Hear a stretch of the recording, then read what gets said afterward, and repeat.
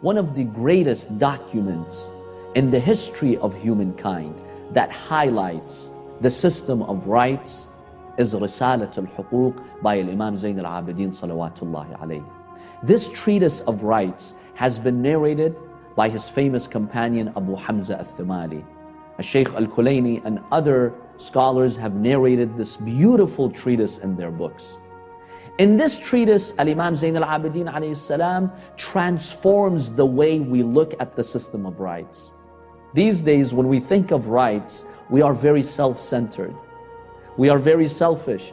When you think of rights, you always think, what's in it for me? What are the rights do I get?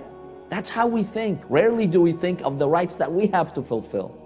But Al-Imam Zainul-Abidin alayhi salam teaches us that when you think of rights, you have to observe what are the rights that you have to fulfill to make this world a better place.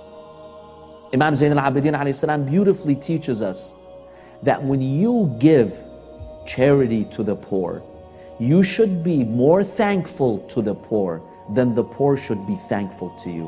Why? Because Allah subhanahu wa ta'ala has imposed a right on you. Your money is not your money. The money that you made is Allah's money. The resources that you used to make that money comes from Allah subhanahu wa ta'ala.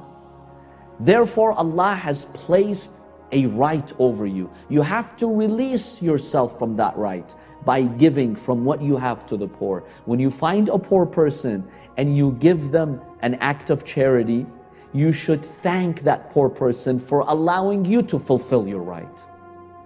Imagine if we saw the world that way. We would live in a world of harmony, in an oasis of peace.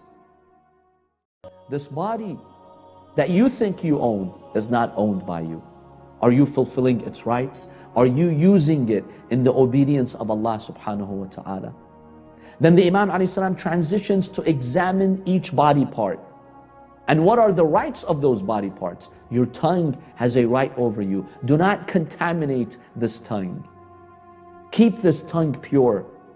One of the reasons why our prayers are not answered is because we use foul language. Sometimes you may be sitting amongst your friends, you're having a nice sahra, and you think it's okay to use profane words, indecent words, cussing words amongst your friends. Allah subhanahu wa ta'ala has not given you such a right. This blocks the dua from being raised to Allah subhanahu wa ta'ala. The Imam alayhi salam is teaching us, remember, this organ, this tongue has a right over you. Observe that right.